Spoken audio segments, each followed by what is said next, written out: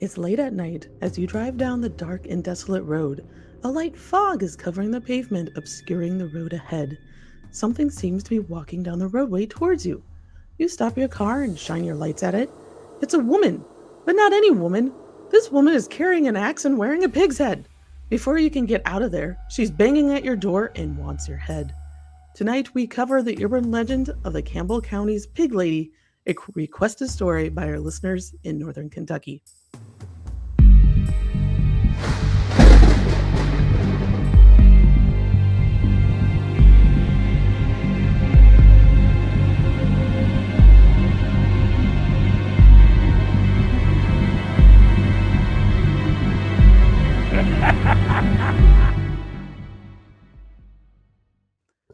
Hello, everyone, and welcome to the Cincinnati Cabinet of Curiosities Hometown Haunts podcast. I'm your host, Kat Cloco, and along with me for this exploration into the world of fringe history and spooky surroundings are Jen Kohler and Christina Wald. You can stay up to date with our show by following us at Cin Cabinet Curio on Twitter and at Cincy Cabinet of Curiosities on Instagram, and join our Facebook group, Hometown Haunts. I am sure many of you, especially from Northern Kentucky, are going to share your stories after this episode, and we welcome it. Please, please send us your stories. We love going through them. As my script says, we are dying to hear about your personal encounters with the paranormal and fringe history from your neck of the woods. So send it to hometownhauntedmail@gmail.com or join the Facebook group Hometown Haunts to share your stories. You can find our podcast wherever you listen to podcasts and can watch our show feed on YouTube. Just find us by searching Cincinnati Cabinet of Curiosities. Please take a moment to rate and review us on those platforms so other spooky story lovers just like yourself can find us. The link's in the show notes. And Christina, you have some news before we start the show. Yes, I will be at the Women's Art Club, which is in Mariemont. They call it the Barn. Oh. Yes, and I think it's a converted barn, actually. But I will be talking about publishing and art and that sort of thing. And it is not open to the public per se, but if you're a member of the Women's Art Club or if you're a friend of a member, you can get in. And so it should be a good time. It starts at 11. Oh, nice. That'd be fun. Yes, and I think their juried art show the opening starts at 1 p.m. So Oh, wow. I look forward to seeing that as well. Yeah. That'd be nice. I am not a member, but I've wanted to. I'm not either. One. I should. I've thought about becoming members of that and or the Cincinnati Art Club. It's just time. I don't know if the Barn has this, but I know that the Cincinnati Art Club has like open life drawing and that sort of thing that you can go to if you're a member, which I know a lot of people really like that, and they have shows, and it's a great way to network with other artists. And the Women's Art Club's pretty old too. I think it started in the 1800s. Yeah. Probably because they weren't allowed in the Cincinnati Art Club. Yeah, I think we talked a little bit about it during our episode about the art club. We talked about them, how they kind of grew together, and then eventually women were allowed into the art club. In the 80s. In the 80s, 1980s, not 1880s. Yes. And but yes, the Women's Art Club still is in existence and is a good way of building core art strategies for whatever discipline you're doing. And I know a lot of the Cincinnati area cartoonists, some of them are asking where they could get life drawing classes outside of just academia. And this was one of the, not necessarily the Women's Art Club, but the Art Club and Manifest were ones that I suggested checking out because they do life drawing. And that is core. Even if you're a cartoonist, you need to know how to draw a real human body so then you know how to stretch it and make it more cartoony looking. So anyway. Oh yeah, even for cartoons, I get people to I use photo reference, for people like take pictures and stuff like that. So I think that it is really important. Manifest is really great. I highly recommend it. And you said it's a little bit haunted too, so you can it's a little bit experience a little haunting and on either one. You could have a ghost experience and draw. Yeah, basically. Maybe draw. What would that be like if you're sketching the ghosts? Maybe we should start sessions like instead of life drawing, it would be death drawing or It would be death ghost drawing. drawings, yeah, like That after seems death like a drawings, yes. afterlife That needs drawings, to become a thing. afterlife drawings. There we go. Yes, Well, I yes. do like when we went to the Anchorage, I did draw the ghost that we encountered there. And I was trying to draw the ghost that was at Manifest in the corner. Very confused man, young guy in a three-piece suit going, "Why are you all here?" Like, And you said I'm wondering the same thing. yeah, I was like, "Why are you there? Why are you cowering in a corner next to a bunch of ceramics?" Like, it was just because he had, like, his funeral was there, was the impression I got. Oh, But interesting. yeah, but he just was confused from get-go, right at death, was just like, "Why am I here?" Like, it yeah, it's like watching an episode of Ghosts just happen So in front of you, but I know this doesn't have to do with the topic, but on the subject of funeral homes, and maybe we should do an episode on Manifest because it's a former funeral home, and maybe talk mhm. about other ones. Is it common for spirits to get attached to the funeral home when their funeral's there, or is that pretty unusual? I will say it's not as common as Hollywood would make it seem. There was the only real haunted funeral home I've ever been to besides Manifest, and that guy was just confused.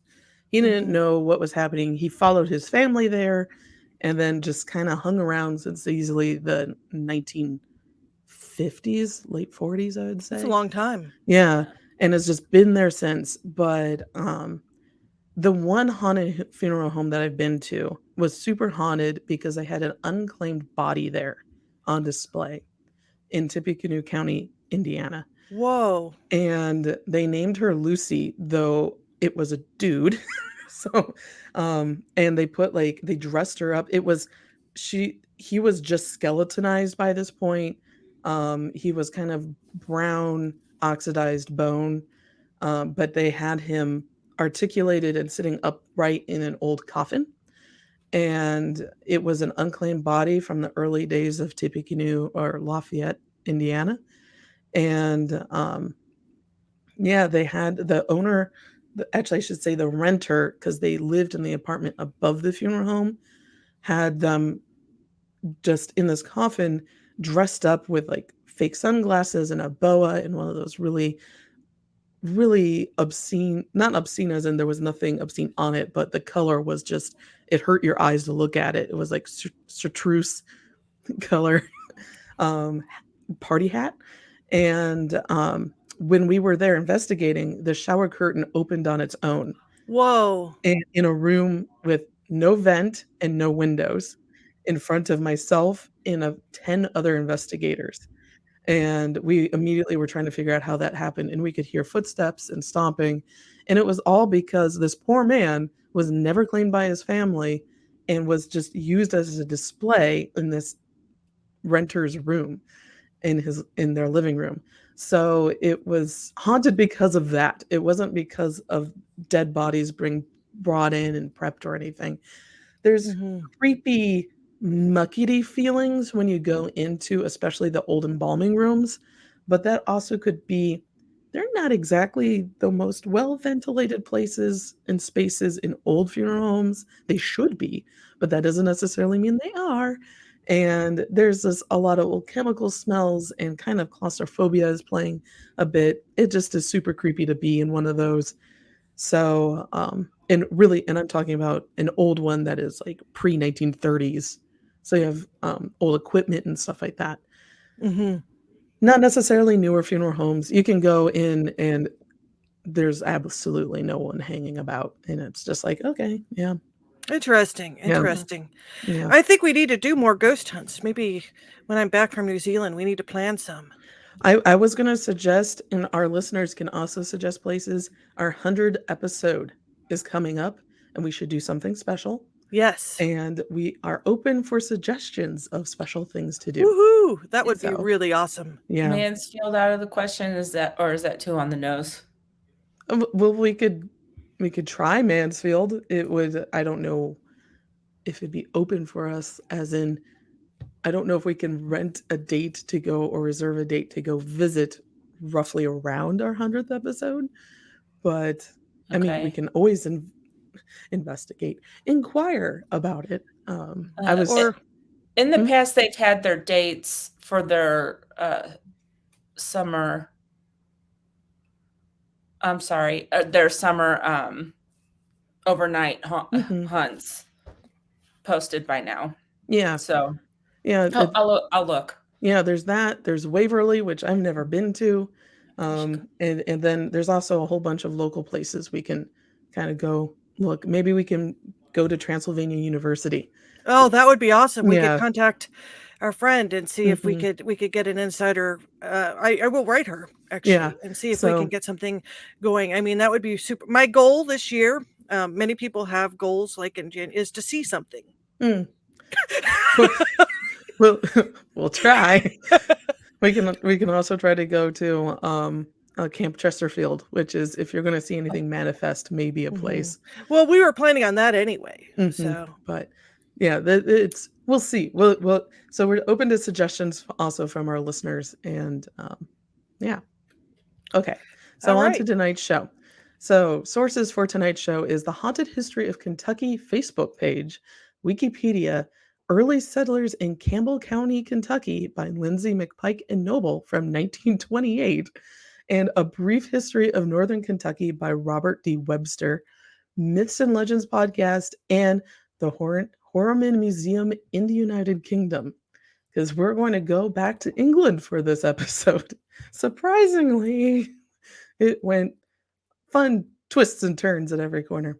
So, a few weeks ago, Jen and I were at the Corpse Flower Press booth at Highland Heights Comic Con at Northern Kentucky University, and talking to all the wonderful people who showed up, and thank you for showing up. There was one story that we got asked about again and again and again, and both of us, I think, Jen, you would agree, we kind of were like, oh, that's an urban legend we've never heard of before. Yes, I had never heard it, and I'm super excited. Yeah. So this was the pig-faced woman, and numerous people would just come up and are like, we have a pig-faced woman that haunts like the river side. And I'm like, is there? I think I had run across a story once, and that was years ago. So both Jen and I had never heard of this, as we just said, and we decided to dedicate an entire episode to the pig-faced woman, also known as Hog Lady, which all right. There are many variations of this, and they're going to start with, okay, and then get more gruesome as we go down. But this is an urban legend, so this may be delightfully scary for some. And I don't think young listeners wouldn't be abhorrent to this. So anyway, okay, on to version 1. So, Pig Lady. When she was born, she was so ugly and grotesque that her father chopped off a pig's head and put it on her. Now she suffers like this for all eternity and tries to steal your head if you go down her road. That is the most, simplest version of her story. Version 2. Her father was a hog farmer, and one day a hog got ornery and attacked him while out in the pasture. The boar gouged a hole in his neck, killing him. She tried to save her dad, but was also attacked and horribly disfigured. She killed the boar and wore its face when traveling into town to get supplies to cover up her disfigured face. She lashes out at people because they laughed at her for being disfigured, and now she haunts the roads she knew so well. That is a classic urban legend. Version 3, Hog Woman. A local woman was mean and nasty to local youths and was quite puritanical with them. One night, while walking down 3 Mile, she was struck by a drunken young man and decapitated. Full of rage, she came back to life with a hog's head because when her body was discovered, hogs were eating it. Wherever her ghoulish body rises from the dead, it steals the head of a hog and travels along 3 Mile Road for victims after dark. Okay, version 4. A young couple was driving down 3 Mile, winding around the bends above the Licking River when they got into a bad car accident. The young woman's face was ripped off in the accident, and now her ghost looks for the front of her skull around 3 Mile. Before her ghost would appear, a police car with an old-style globe light on top of it will also appear in front of the viewers. All the stories conclude with the warning: if you run out of gas or roll down your windows and turn off all your lights and yell for her, that this old woman with a pig's face will come and appear, maim, kill, and eat you. She wants your head, and she is looking for a head that matches her own body. The routes that she is most likely to haunt are Route 8, 9, 3-Mile Road, 4-Mile Road, or 5-Mile Road in Kentucky. In our case, she haunts 3-Mile Road that runs into Route 9 in Highland Heights in Campbell County, not far from Northern Kentucky University. According from some Kentuckians that we talked to, this story was often told to them as children. The pig woman or hog lady legends seem to spring up around the 1950s and 60s from Newport to Highland Heights. Camp Springs, Kentucky also has a version of the legend. Teens from the 1950s through the 1970s would drink beer and go driving up and down 3 miles screaming, "Hog woman." So it's clearly this Kentucky version is just, I'm going to say, a teenager's dare version where you dare your friends to drive up and down 3 Mile in your inebriated state screaming "hog woman" and see who comes up to your car. I guarantee you it will be a police officer, probably for noise disturbance, but it depends on how drunk you are. But the amazing thing, though, that we discovered about this story is that there are European origins to it, and it has connections to Kentucky. So this legend has its origins from a witchy tale that is nearly 400 years old, and it started in England, Holland, and France simultaneously in the 1630s. So it's kind of amazing. It starts really with the version from Holland, and then the English version and the Irish version build upon it. But it's all about witchcraft, which is kind of amazing since the story of our pig-faced woman is not too far away from Alexandria, Kentucky, that has Witches Hill.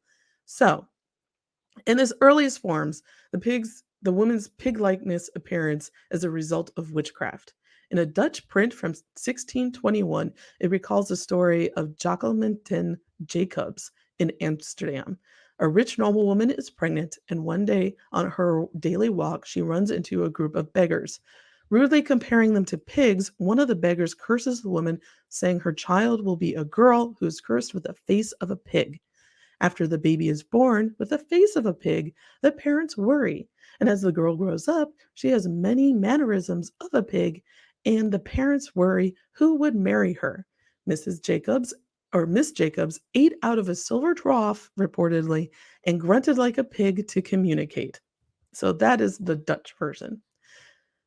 However, in 1639, a more magical addition was added once it crossed over into England. So this is from 1639 London, and this version of the story, which takes the original part and adds on to it, is known as Tannikin Skinker. Sorry, that sounded really like a strain. Tannikin Skinker. So imagine the original first story. This is the addition. Once the girl is a teen, the father turns to the aid of a master of magical arts to lift the curse. The mystic says that as long as she remains a virgin, she will retain a pig's head. But if she marries a man who is not a clown, boor, or peasant, she may be cured. The family put a huge dowry on her for 40,000 pounds, and suitors lined up from across the land. But when they got a look at her face, they would run away. Finally, a man from London agreed to marry her. Following her wedding day, the pig-faced woman's new husband is granted the choice of having her appear beautiful to him but pig-like to others, or pig-like to him and beautiful to others. That makes sense. When her husband tells her that the choice is hers, the enchantment is broken and her pig-like appearance vanishes completely. So it's an interesting story because it gives autonomy back to the woman. It also really reminds me of Shrek. So the entire story reminds me of Princess Fiona in Shrek. So I'm wondering if this is an inspiration. So There's a number of different woodblock prints. There's a lot of prints from early Regency era, 1815, because the story really took root in England and just grew in England and Ireland. So there's so many prints that are just from the UK, basically. And also France had a version of the story. It also came around the same time, around the 1630s, but it seemed to die out while the British version, the UK version, just kept going. So by the early 1800s, the story had changed and the whimsical magical elements had evolved to a story that was believed to be factual by those who heard it. This version is far more recognizable to us today. So is reported. In late 1814 and early 1815, rumors swept London that a pig-faced woman was living in Marylebone. An existence was widely reported as fact, and numerous alleged portraits of her were published. With the belief in pig-faced women commonplace, unscrupulous showmen exhibited living pig-faced women at fairs. These were not genuine women, however, but shaven bears dressed in women's clothing. This entire thing was so prevalent that Charles Dickens even remarked in 1861 in one of his writings about the belief in pig-faced women in England, writing, "In every age, I suppose, there has been a pig-faced lady." So I included some of the prints. Those are from the museum. And I like how instead of saying oink in one of the prints, it looks like the pig is saying ouch, but I believe that's supposed to be oink. And then I also included what a sun bear with extreme mange looks like, which is the closest I can get to what a shaven bear would look like, because it is super bad to go purposely shave a bear now. So this is the closest I could find. As time marched on and the scientific study took over the industrial age, the belief in pig-faced women diminished. In 1924, the last significant work about the existence of pig-faced women as real phenomenon was published. Today, however, the legend is nearly forgotten, except for this variation in Kentucky. So why Kentucky? Campbell County is named after an Irish immigrant, Colonel John Campbell, who was a Revolutionary War soldier, explorer, statesman, and one of the drafters of the Kentucky Constitution.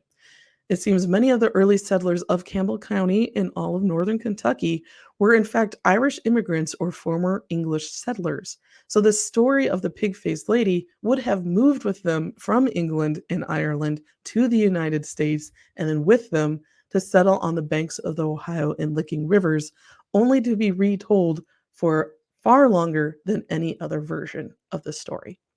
So that is the origins of our Campbell County pig-faced woman.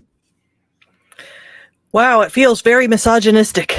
Oh, it is super misogynistic, and I was just like,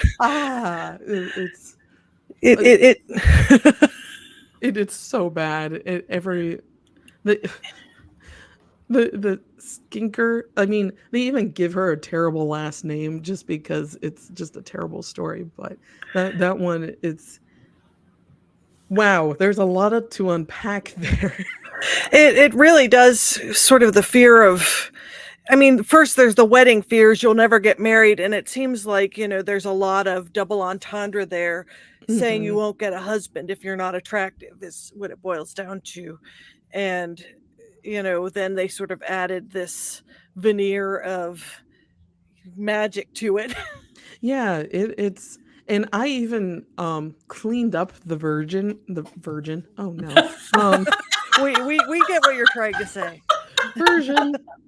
Yes, I can't say I'm tired. It's 10:30 in the morning.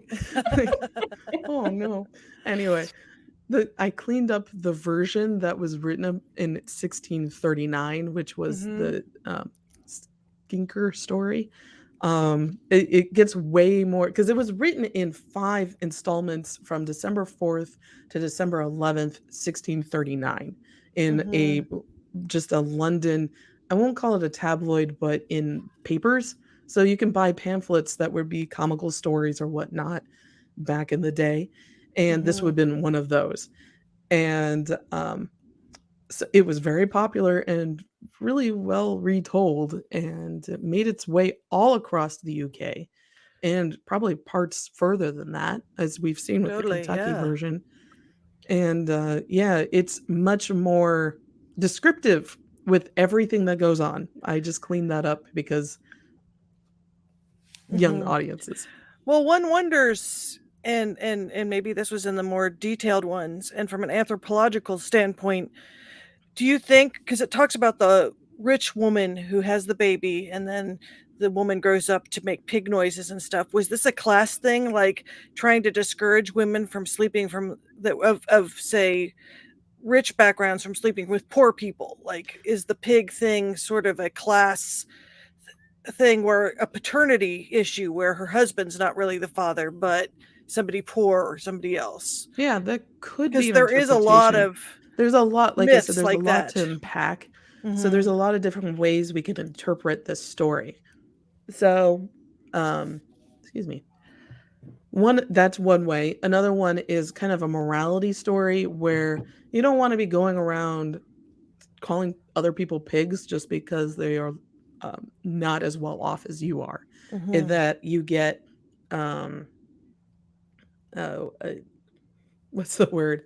Not revenge, but your comeuppance for calling people things that they do not deserve to be called. That's one way. Another way to look at the story. It's definitely misogynistic. You're right on the worry to marry, which was definitely a thing back in that time era all over Europe and even parts of the Americas. You were, and we even talked about this with the Lucy Run Cemetery. That was the only way women could get out of their neighborhoods or their villages and maybe improve their lives, was to marry up, basically. So this is a warning for, basically, you need to look attractive to men. So Well, I mean, women weren't even allowed to have checking accounts till the 70s, thanks Ruth Bader Ginsburg. exactly. So it's yeah, like there's a lot to unpack. It's interesting also how this evolves into a murderous woman here in Kentucky. Excuse me. She reminds me of Bloody Mary over here, like going calling out. Yeah, it's a lot like Bloody Mary, whatever. and it's interesting in that in horror stories, women tend to get their autonomy back. And this is one of those versions where even in the original or the adapted 1639 version, she gets her autonomy back, and that's what lifts the curse. This is a weird skewing of the story where she never gets her autonomy except for in death, and then she's looking for people to chop up into, like, and find a new head. It kind of reminds me of Return to Oz, that Oh yeah. there's a 1980s movie. few fairy tales where people are chopped up too. If you get that retranslation of the Grimm fairy tales, there's one where a woman chops up people to eat. Yeah, it's children read a lot of stories about people being mutilated in earlier centuries. So as stories, It's for sure. Yeah, it's a little bit dark for us now, but yeah, with going back with the horror and the ghosts, it's also, I know my anthropological focus was looking at Japanese ghost stories and how women managed to regain their power back by being ghosts, by being vengeful ghosts. This falls completely into that. And where this woman who never got married was abused verbally and physically by people in her town. And now, because they were such terrible people, she has taken the revenge on them by trying to hunt them down on 3 Mile Road. And she shows up when she is summoned, basically. And the summoning is usually just stopping in 3 Mile Road, which, why would you be doing that? Because it's a road that people drive on. And you flash your lights or you roll down your windows, which is very simple compared to other methods of summoning spirits at urban legend hotspots. So, because like the Witch's Hill or Witch's Tree in Alexandria, you just drive over the bumps and then flash your lights, and the witches are supposed to come out of the ground or from the surrounding area. So it's very much a revenge tale, is I think the point that I'm trying to make. Yeah, it's a revenge tale. And it's really gruesome. Like, and I found it interesting that all these retellings just get more and more gruesome as time went on, because we were, as a society, introduced to more and more gruesome slasher films as time wore on. So the story evolves in where she's just, my favorite is where the pigs are eating her. I'm like, wow, that is peak late 70s horror film. I was going to say, that's Sexy Beast. Is that movie? Yeah. My brother has always suggested that you should watch Gandhi and Sexy Beast back to back to see to see the difference in the actor that started that, how different he could act. Oh my God. Ben Kingsley was great in both movies. I know, but very different. Sexy Beast, man, was great.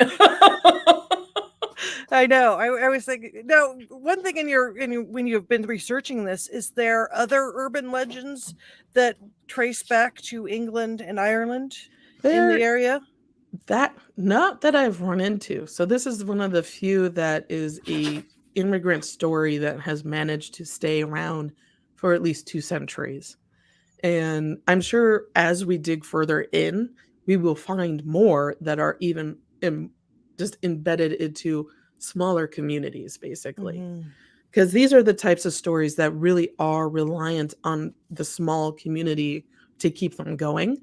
And we only once in a while get them out of the community, and then they become really popular. So if you're looking at a lot of cryptids, the Appalachian cryptids, that is kind of the trajectory that we're looking at with the pig-faced lady, where it is a small community story that, ironically, wherever you had Irish or English immigrants back in the day, when I say back in the day, you're looking at the 1730s, you're going to have a version of the story. And for some reason, just because people didn't move around a lot until really recently, it stayed in this community. And it's the same thing with like the Grafton Monster, the Jersey Devil, like a lot of or Snarlygaster in Maryland.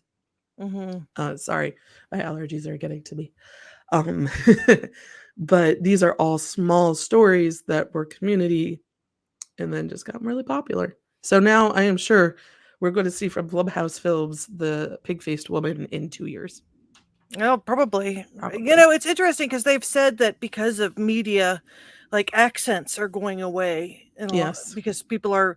And one thing I noticed when I first started dating Troy, you know, because his parents are both from Ashland, was his mom used a lot of sort of British, I want to say British, but maybe Irish. Like she would say, I was a saying, or I was a going, like a lot of stuff that's very, and I don't know if people now say things quite in that way anymore, but it was from growing up in rural Kentucky. Yeah, there's a lot of that. There's also code switching, if you're familiar with that phenomenon. So people that are in the smaller communities will speak to each other in a more comfortable, casual style, which would be closer to those accents that you would in other fun grammatical bits that are communal. Basically, everyone has them. But when they are talking to somebody who's an outsider, they're going to code switch. They're going to speak more properly, or more like what is standard American English or standard British English. I also want to note that on our YouTube stream, if you just saw my door open, that is not a ghost. That is one of my dogs that has opened the door. So Mickey did it? Point that. No. Oh yeah, she did get in. I had Chewy and I had Yeti in here, and they're sleeping on the couch, and Mickey made her presence known by bursting through the door like the Kool-Aid Man. That's okay. We just had a wild cat running up and down the stairs. I don't know what they were doing. I think they're playing with their toy mice. Oh, that's cute. Yeah. But yeah, that you're right. Accents are going away, and all these little stories that make a small community unique are also disappearing. So it's kind of a race for anthropologists, especially cultural anthropologists and folklorists, to kind of record these stories before they completely disappear. And there may be multiple not virgins, versions. My goodness, why am I hooked on that word today? That's so weird. Will you be sacrificing one later or what? Apparently. To make all this rain go away, maybe. Yeah, exactly. Anyway, yeah, we're trying to record them and preserve them in all different variations so that we know and can track it later, because it won't be available later. And we're also doing this with languages. You see this a lot. I know I've talked about this before with a lot of Native American and First Nation languages, trying to document how they are spoken so that if they disappear again, we can bring it back and still teach it as a community, basically. So that's so interesting. Yeah. I mean, it kind of aligns with those holler stories too in Mark Muncie's book. Yeah, that reminded me. His book was in my mind along with Shrek the entire time I was working on this story, and just thinking of all those small holler stories that are tucked away in nooks and crannies. Also, I discovered that my dog likes to shake in the background, but one of the things that we were told, Jen, when we were at Highland Heights, was that Kentucky meant the word translated to like ground of darkened blood or something, like really. Oh yeah. Yeah. Yeah, it's like a really, I would call it a metal band, like dark, gothy. Really? Dark, bloody ground or something dark like and bloody that. ground. Yeah. And the historian that I mentioned, I was reading The Brief History of Northern Kentucky, which I bought the book going, we're going to use this a lot, so I'm going to get a copy of this. Robert D. Webster. And he actually interviewed many, many Native American groups that are home in this area. And contrary to what we were told, no, Native American groups did not abandon this part of Kentucky and called it dark and bloody ground and never showed up. There were so many villages. There were so many Adena and Hopewell and Fort Ancient villages that are all over the area.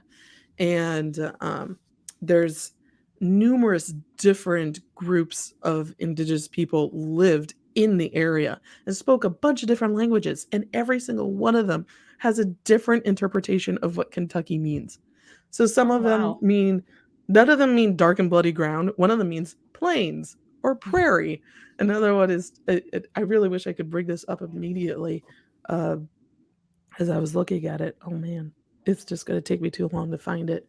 But basically, none of it means dark and bloody ground. All of it basically means like prairie or prairie land or lots of game here, stuff like that. So, well, according to the Kentucky website, it means land of tomorrow.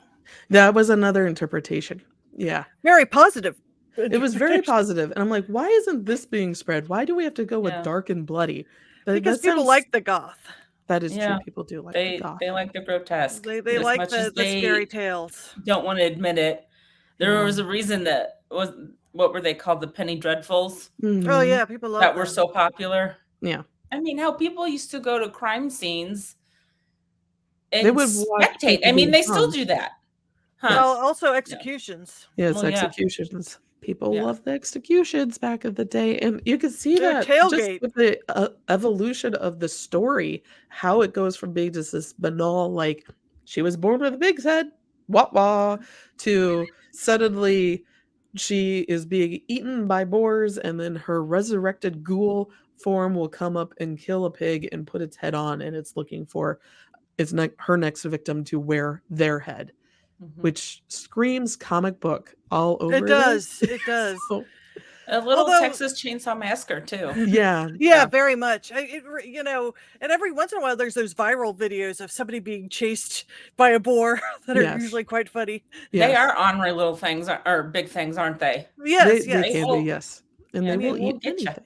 Yeah, I mean, most animals will defend their territory if you infringe on it. And so a lot of times, people tend to blame the animals when really you're on their territory.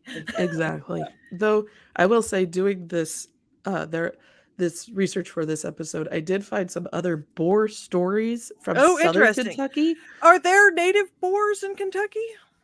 I think once upon a time there were.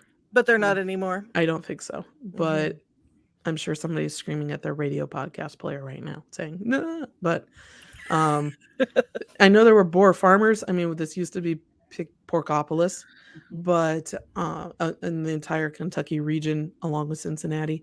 And there are, of course, ghost stories with pigs involved in them, but that is for a different day. I taught at Urbana University for a few years. My art classes were in Oak Hall. I was told that a ghost named Rose was there on occasions. My students and I would hear whistles. But I had a storage room with a door that was held firmly in place by a rug at the bottom. You had to give it a strong pull to open it. I went there to get some supplies, closed it, came back, it was open. Maybe I didn't shut it. Got a couple more things out and made sure I shut it hard. Came back to get something else. Yep, it was open again. I always told Rose good night and I'd see her tomorrow. I was also the director of the Miller Art Center, same building. I had to cover a show as the docent. I brought my pup Oscar with me for the company. It was late and almost closing. I noticed Oscar walking around and looking up a staircase. He looked back at me to the staircase and started wagging his tail. I thanked Rose as we left. Oh, that's so cute. She was making herself known. Yeah, she was. He wanted to pet the puppy. Pet the puppy. Pet the puppy. Pet the doggy. Yeah, that's a nice interactive spirit for your art gallery. But I like that story. Thank you, Steve. Was she just being helpful opening the door for him, maybe? Maybe she thinks it's being helpful. Maybe she just wants the door open for whatever reason. And then I also like how the puppy was wagging his tail looking up the staircase. Like, maybe it was a response because he always talked to her. Maybe it could be that too. Yeah, because he always said good morning to her and goodbye and all that stuff, which is kind of interesting. I mean, it seems like, do ghosts respond to that? Oh yeah, that tends to be from my experience with hauntings. Ghosts will try. Sorry, something is now playing with my microphone. I'm gonna put my phone far away. Yeah, so a lot of the hauntings that I find that aren't residual hauntings, if there's a lot of stuff happening, not necessarily poltergeist activity, but it could feel threatening like poltergeist activity. It could be a ghost just trying to kind of say, I'm here, will you acknowledge me? Like people being poked or cold spots, hearing voices. That could be something trying to get your attention. Knocking on walls, that's another one that could be something trying to get your attention. Dimming lights, and particularly when you either say particular phrases or walk into rooms and lights will dim or turn off or turn on when they had clearly been off. A lot of traditional, but investigations, especially in the 80s and 90s, TVs turning on and off by themselves was really common. It's not so common anymore, but computers turning on and off has been reported without updates, by the way, I should say, without being prompted to turn on and off. I'll clarify. So these are all things that could be attention-seeking behavior by spirits. And you had mentioned when we were at the Anchorage that all of those ghosts knew people come and investigate them all the time, and in many places you go. So it seems like, does that make them act a certain way? Are they bored with it, or do they like to mess with it, or is it very individualistic? It's by individual personality there. Some women, like the woman who was the sister of the former owner of the Anchorage, remember when we want to go into her room, you need to acknowledge her by saying hello. I did not do that, and I ran into her, and boy, oh boy, was she bristly. She was so like, why are you in here? You shouldn't be in here. And I'm like, oh, I'm sorry. And I walk out. And then later the docent's like, oh, but you have to say hello to her, and then things are okay. If you don't acknowledge her, that's when she makes things go haywire. And I'm like, well, it sounds like in this way, if you ignore her, you're going to get more activity, like, and more data points in that way. But is it really nice to do? That's a good moral question. So anyway, it's to each their own. It's like Walter that was in that first room. I think his name was Walter. He was much more like, "Hey, I'm here. I'm happy you're here. Welcome." Like, and then kind of just floated around. And yeah, he was pretty chill. Yeah, he was. So it just depends on each ghost. Well, on that note. Anyway, but thank you for joining us on this episode of the Cincinnati Cabinet of Curiosities Hometown Haunts podcast. You can follow us at Sin Cabinet Curio on Twitter or at Cincy Cabinet of Curiosities on Instagram. And don't forget to share your ghost stories at hometownhauntedmail@gmail.com or our Hometown Haunts Facebook group. So for Christina and Jen and myself, good night and stay spooky. Bye-bye. Bye.